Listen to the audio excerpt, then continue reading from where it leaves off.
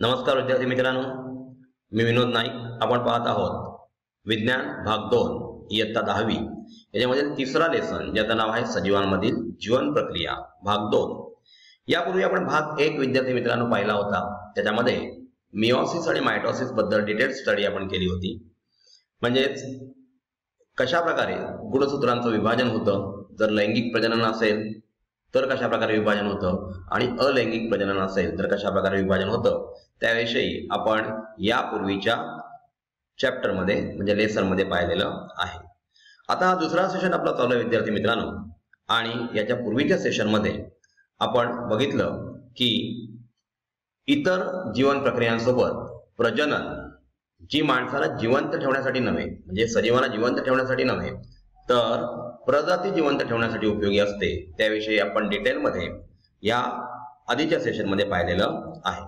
आता या सेशनमध्ये आपण अलैंगिक प्रजननाविषयी दुसरा पाठ बघणार आहोत, ज्याच्यामध्ये मुकुलायन म्हणजे काय किंवा इतर गोष्टींनी कशा प्रकारे विभाजन होतं, पुनर्जनन म्हणजे काय किंवा हायड्रामध्ये कशा प्रकारे मुकुलायन पद्धतीने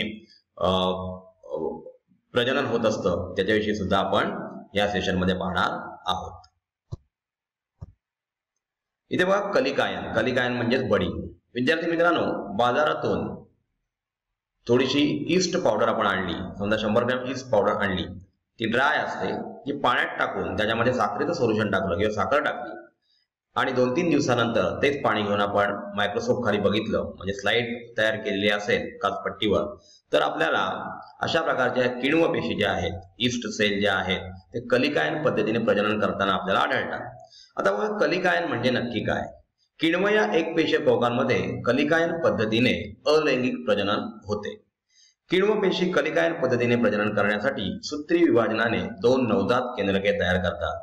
विद्यार्थी मित्रांनो, ही स्लाइड आपण पुढे बघणार आहोत. किण्व पेशी ज्या आहेत, जसं तुम्हाला सांगितलं, जे आपण जर ते सोल्युशन थोडं घेतलं आणि जर बघितलं मायक्रोस्कोप खाली, तर आपल्याला अशा प्रकारे त्याला बड आलेला आपल्याला दिसतो. बड म्हणजे ते फुगवटा आलेला दिसतो. आता याच्यापासून 2 नवजात केंद्रक तयार होतात. आता ह्या पेशीला जनक पेशी असं म्हणतात. म्हणजे ज्याच्यापासून हे 2 केंद्रक तयार होतात, ज्या ईस्ट सेलला हे नवीन बर्ड्स येतात, त्या ईस्ट सेलला पॅरेंट सेल किंवा जनक पेशी असं म्हटलं जातं. या पेशीला बारीकसा फुगवटा येतो. हा फुगवटा म्हणजेच कलिका असते. 2 नवजात केंद्रकांपैकी एक केंद्रक कलिकेमध्ये प्रवेश करते. कलिकेची योग्य वाढ झाल्यानंतर ती जनक पेशीपासून वेगळी होते आणि स्वतंत्र किण्व पेशी म्हणून वाढू लागते. विद्यार्थी मित्रांनो, आपण जेव्हा ते पिक्चर बघणार आहोत तेव्हा आपल्याला चांगल्या प्रकारे अजून कळेल की कशा प्रकारे केंद्रकाचं सुद्धा विभाजन होतं आणि कलिकेमध्ये जो फुगवटा येतो त्या फुगवट्यामध्ये हे केंद्रक जातं. त्याचप्रमाणे ह्याला असंख्य असे फुगवटे येऊन, एकापुढे एक असे फुगवटे येऊन केंद्रक विभाजित होतं आणि प्रत्येक पेशीमध्ये जातं. आता प्रत्येक पेशीमध्ये गेल्यामुळे ते डिटॅच होतात फेवरेबल कंडिशन मध्ये आणि त्याच्यापासून नवीन पेशी तयार होतात. म्हणजे ज्याच्यापासून तयार होतात त्याला जनक पेशी म्हणतात, हे आपण बघितलेलं आहे. आणि ज्या पेशी तयार होतात त्यांना नवजात पेशी असं म्हटलं जातं. इथे पहा, जे कलिकायन आपण आधीच्या स्लाइड मध्ये बघितलं त्यातच पिक्चर आपल्या इथे दिसतंय. बघा, जनक किण्व पेशी ही गोलाकार ज्यात केंद्रक दिसतंय, त्यानंतर तिथे फुगवटा आलेला दिसतोय. फुगवट्यानंतर नवीन कलिका तयार झाली आणि केंद्रकाचा थोडासा पार्ट सुद्धा आपल्याला दुसऱ्याच इमेज मध्ये सेपरेट झालेला दिसतोय आणि त्याच्यानंतर 2 पेशी वेगळ्या झालेल्या दिसतात. अशा प्रकारे साखळी पेशींची तयार होते आणि ते एकमेकापासून सेपरेट होतात आणि नवीन सेल म्हणजे नवजात पेशी म्हणून जन्माला येतात. अशा प्रकारे किण्वामध्ये बडिंगच्या साहाय्याने प्रजनन होत असतं. आतापर्यंत आपण म्हणजे जसं अमिबामध्ये द्विविभाजन, बहुविभाजन आणि ईस्ट मधील म्हणजे किण्व पेशींमधील कलिकायन हे जे विभाजन बघितलं ते सर्व एकपेशीय सजीवांतील विभाजन होतं. आता आपण पाहूया बहुपेशीय सजीवांमधील अलैंगिक प्रजनन, ज्याच्यामध्ये आपण प्रथम पाहणार आहोत खंडीभवन. विद्यार्थी मित्रांनो, पावसाळ्यामध्ये कुठल्याही पुष्करणीमध्ये पाणी जमा होऊन त्यातला हिरवट असा थर जमा होतो. हा हिरवट थर म्हणजे स्पायरोगायरा असतो किंवा आपण शेवाळ ज्याला म्हणतो ही असते स्पायरोगायरा. तर त्याच्यामध्ये खंडीभवन म्हणजे फ्रॅगमेंटेशन कशा प्रकारे होतं हे आपण आता इथे पाहणार आहोत. या प्रकारात जनक सजीवाच्या शरीराचे अनेक तुकडे होऊन प्रत्येक तुकडा नवजात सजीव म्हणून जगू लागतो. लक्षात घ्या, जनक सजीव जो आहे हे स्पायरोगाराचे तंतू असतात. या तंतूवर आपला पाय पडला किंवा पाण्याच्या प्रेशरमुळे ते तुटतात किंवा इतर कोणत्या गोष्टीमुळे त्याचे तुकडे होतात आणि तुकडे झाल्यानंतर प्रत्येक तुकडा हा नवीन सजीव म्हणून जन्माला येतो आणि अशा प्रकारे त्यांच्यात प्रजनन होत असतं. हे तुम्हाला माहित आहे की अलैंगिक प्रजनन खूप फास्ट होतं आणि म्हणून पावसाळ्यामध्ये अशा प्रकारच्या डबक्यांमध्ये अशी शेवाळी आपल्याला फार मोठ्या प्रमाणात वाढलेली दिसते. आता बघा, शैवाल ज्याचं नाव आहे स्पायरोगैरा आणि सायकॉन सारख्या स्पॉन्ज या प्रकारामध्ये या प्रकारे प्रजनन होत असतं. म्हणजे खंडीभवन जे आहे ती स्पायरोगैरा आणि सायकॉन सारख्या स्पंज या प्रकारामध्ये त्याचं प्रजनन आपल्याला बघायला मिळतं. हा जर स्पायरोगैरा आपण व्यवस्थित मायक्रोस्कोप खाली बघितला, स्लाइड तयार केली तर आपल्याला त्याच्यामध्ये केंद्रक आणि इतर गोष्टी हरित लवक वगैरे दिसत असतं. हरित लवक असल्यामुळेच हे स्वतःचं अन्न स्वतः बनवू शकतात आणि त्यांचा कलर हिरवा असतो. इथे स्पायरोगैरा आपल्याला दिसतोय. तुम्हाला सांगितलं त्याप्रमाणे स्लाइड खाली हा जर तंतू घेऊन आपण बघितला तर त्याचं खंडीभवन होऊन तुकडे पडून अशा प्रकारे नवीन स्पायरोगैरा, बघा एक तंतू होता त्याचा तुकडा झाला आणि त्याच्यापासून 2 नवीन सजीव तयार झालेले आपल्याला इथे दिसत आहे. आता लक्षात घ्या विद्यार्थी मित्रांनो, पुनर्जनन हे रिप्रोडक्शन नाहीये विद्यार्थी मित्रांनो, हे प्रजनन नाहीये. ह्याच्यामध्ये काय होतं, प्लॅनेरिया सारखा जो सजीव आहे त्याच्या शरीराचे 3 भाग असतात. एक वरचं डोकं, मधला भाग आणि शेपटी. ह्याच्यामध्ये कोणताही भाग तोडून पडला की त्याच्यापासून नवीन प्लॅनेरिया तयार होतो. म्हणजे एका प्लॅनेरियापासून 3 प्लॅनेरिया तयार होतील. त्याचं डोकं असेल त्याच्यापासून खालचं स्ट्रक्चर तयार होतं, त्याच्यापासून एक प्लॅनेरिया झाला. मधला भाग असेल त्याच्यापासून वरचा म्हणजे डोकं आणि शेपटी तयार होते, 2 प्लॅनेरिया झाले. आणि शेपटी असेल तर शेपटीपासून मधलं धड आणि वरचं डोकं, अशा प्रकारे 3रा प्लॅनेरिया तयार होतो. याला पुनर्जनन किंवा रिजनरेशन असं म्हटलं जातं.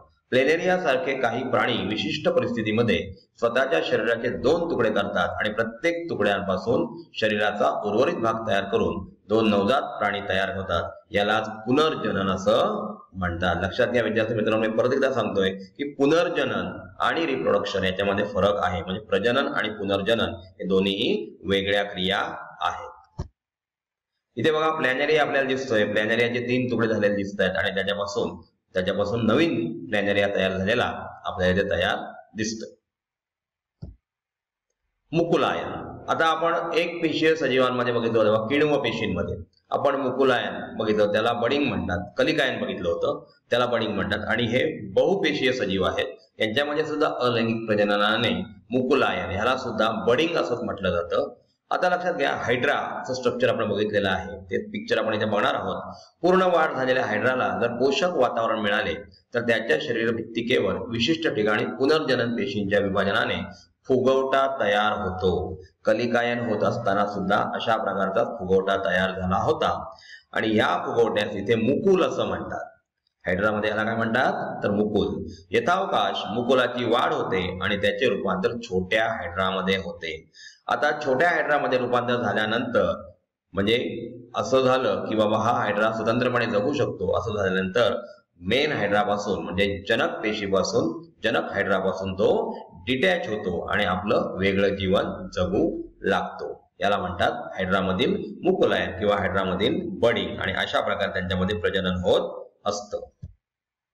इथे लक्षात घ्या, हायड्रा आपल्याला दिसतोय स्लाइड मध्ये.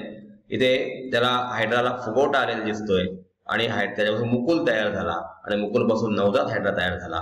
जेव्हा तो हायड्रा स्वतंत्रपणे जगेल असे वाटू लागते त्यावेळेस तो त्याच्यापासून डिटॅच होतो आणि नवीन हायड्रा तयार होतो. म्हणजेच नवजात अशा प्रकारचा हायड्रा तयार होतो. ही पेशी नाही, एक पेशी नाही, हे बहुपेशीय सजीवांमधील प्रजनन आहे. हे विद्यार्थी मित्रांनो लक्षात ठेवा.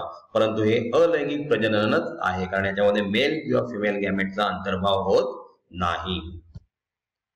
आता आपण बघूया शाकीय प्रजनन. म्हणजे आपल्याला आतापर्यंत माहित होतं की नवीन झाडं जी जन्माला येतात ती फक्त आणि फक्त बियांपासून जन्माला येतात. आता बिया कशा तयार होतात तर बिया लैंगिक प्रजननातून तयार होतात. आपण आंबा बघतो, आंब्यामध्ये लैंगिक प्रजनन होतं आणि त्याच्यापासून मेल आणि फिमेल गॅमेट एकत्र येऊन त्याच्यापासून आंबा हे फळ आणि आतमध्ये असलेला त्याची सीड याच्यापासून नवीन झाडं तयार होऊ शकतात. जर ती रुजली, जमिनीमध्ये टाकली गेली आणि त्याला पाणी मिळालं किंवा योग्य वातावरण मिळालं तर नवीन आंबाचं झाड तयार होतं. आता शाकीय प्रजनन म्हणजे लक्षात घ्या की वनस्पतींमध्ये मूळ, खोड, पान किंवा मुकुल यांसारख्या शाकीय अवयवांच्या मदतीने होणाऱ्या प्रजननास शाकीय प्रजनन म्हणतात. इथे पानच्या ऐवजी पण असं टाईप झालेलं आहे विद्यार्थी मित्रांनो, ते पान असं वाचा. म्हणजे लक्षात घ्या, आपण ब्रायोफायलम वनस्पती बघितलेली आहे. ब्रायोफायलमचं पान जर जमिनीत पडलं तर त्या जमिनीत त्याच्यापासून काय तयार होतं, त्याच्यापासून त्याला मुळं येतात आणि नवीन ब्रायोफायलम म्हणजे पानफुटी तयार होते. याचं नावच पानफुटी आहे. ऊस आपण बघतो, ऊसाचे तुकडे करतात आणि त्याचं ते पेर असतं, ते ऊसाचे तुकडे आपण करून जर जमिनीत पुरले आणि त्याला पाणी टाकलं तर ते पेर असतं, त्या पेरावरून मुळं खालच्या दिशेने आणि वरच्या दिशेने नवीन ऊस तयार होतो. म्हणजे हा खोडापासून तयार झालेला आहे. गवत यांसारख्या वनस्पतींमध्ये पेरावर असलेल्या मुकुलाच्या मदतीने शाकीय प्रजनन होते. याला व्हेजिटेटिव्ह प्रोपॅगेशन असं म्हटलं जातं. इथे पहा, आपल्याला ब्रायोफायलम पानफुटी दिसते. पानफुटी म्हणजे त्याच्यात मुळं आहेत, त्या मुळांपासून नवीन वनस्पती तयार झालेली आपल्याला दिसते. रताळ हे खोड आहे आणि खोडापासून नवीन वनस्पती तयार झालेली आपल्याला दिसते. बटाटे, त्याच्यापासून सुद्धा आपल्याला नवीन वनस्पती तयार झालेली दिसत आहे. अशा प्रकारे ह्याला शाकीय प्रजनन असं म्हटलं जातं, व्हेजिटेटिव्ह रिप्रोडक्शन असं म्हटलं जातं. आता बघूया आपण म्युकर मध्ये बीजाणू निर्मिती कशा प्रकारे होते. आपल्या समोर जे चित्र येते ते म्युकरचं येते. म्युकर सारख्या कवकांची, आता ही फंगी आहे, शरीर तंतुमय असते. हे तंतू आपण जर ओला भाकरी तुकडा किंवा पाव आपण जर फेकला बाहेर तर कालांतराने त्याच्यावर असे व्हाईट कलरचे तंतू तयार होतात. आता व्हाईट कलर असतो म्हणजे ह्याच्यामध्ये क्लोरोफिल नाहीये आणि त्याच्यामुळे त्यांच्या अन्नासाठी त्यांना दुसऱ्या कुठल्या गोष्टीवर अवलंबून राहायला लागतं आणि म्हणून ते अशा प्रकारच्या भाकरीवर किंवा पावावर आलेले आपल्याला दिसतात. तर त्यांचा जर आपण मायक्रोस्कोप खाली अभ्यास केला तर त्यांचे शरीर आपल्याला तंतुमय दिसते. त्यांना बीजाणुधानी असतात, म्हणजे बाहेरचा फुगवटा आलेला असतो आणि बीजाणुधानीमध्ये बीजाणूंची निर्मिती झाल्यावरती फुगते, म्हणजे फेवरेबल कंडिशनला ती बर्स्ट होते आणि आतमधले बीजाणू बाहेर फेकले जातात आणि बीजाणू बाहेर पडतात. ते बीजाणू ओलसर उबदार जागी रुजतात व त्यापासून नवीन कवकजाल तयार होते. म्हणजे त्याच्यापासून नवीन फायबर्स तयार होतात आणि फायबर्स एकमेकांत गुंततात आणि त्याच्यापासून परत एकदा म्युकरची वाढ होते. हे अलैंगिक प्रजननाचं एक उदाहरण आहे. आता इथे बघा, म्युकर पावाचा तुकडा तुम्हाला सांगितलं त्याप्रमाणे त्याच्यावर वाढलेले फायबरस मटेरियल म्हणजे तंतू, त्याच्यामधून बीजाणू निर्मिती होते. मुलाब दिसतोय. मुलाब म्हणजे हे मुळं नसतात, तर मुळासारखं दिसणारे एक आभासी मुळं, त्याला मुलाब असं म्हटलं जातं आणि हे शोषून घेतात कार्बोहायड्रेट्स पावामधून किंवा भाकरी तुकड्यामधून. कवक तंतू तयार झालेले आहेत, बीजाणू, आणि ह्या बीजाणुधानी आहेत आणि त्याच्यापासून आपण अशा प्रकारे कवकांची निर्मिती म्हणजे म्युकर या कवकाचं रिप्रोडक्शन होत असतं. तर विद्यार्थी मित्रांनो, आपण या दुसऱ्या सेशनमध्ये काय पाहिलं तर अलैंगिक प्रजननामध्ये एकपेशीय आणि बहुपेशीय सजीवांमध्ये कशा प्रकारे अलैंगिक प्रजनन होतं. प्रत्येकामध्ये वेगवेगळ्या पद्धती आहेत आणि त्याच्यापासून ते आपलं प्रजनन करत असतात. त्याचप्रमाणे पुनर्जनन म्हणजे काय, त्याच्यासाठी आपण प्लॅनेरिया या सजीवाचं उदाहरण घेतलं आणि त्यांचं प्रजनन बघितलं. विद्यार्थी मित्रांनो, AAS विद्यालय म्हणजे एनी टाइम एनीवेअर स्कूल हे एक असं ऑनलाईन स्कूलिंग आहे की जिथे आपल्याला वेगवेगळ्या विषयांचं मार्गदर्शन तज्ञ शिक्षकांकडून मिळतं. जसं की science, social science, Hindi, English, maths किंवा कॉम्प्युटर या विषयांचं सखोल नॉलेज आपल्याला ह्या ऍपच्या मार्फत मिळत असतं. त्याचप्रमाणे आपल्याला काही शंका असतील त्या शंकांचं निरसन सुद्धा आमचे तज्ञ शिक्षक करत असतात. आपल्याला काही क्वेरीज असतील तर त्या तुम्ही आम्हाला विचारू शकता आणि आपल्या शंकांचं निरसन करून परीक्षेमध्ये उत्तम मार्क्स मिळवू शकता.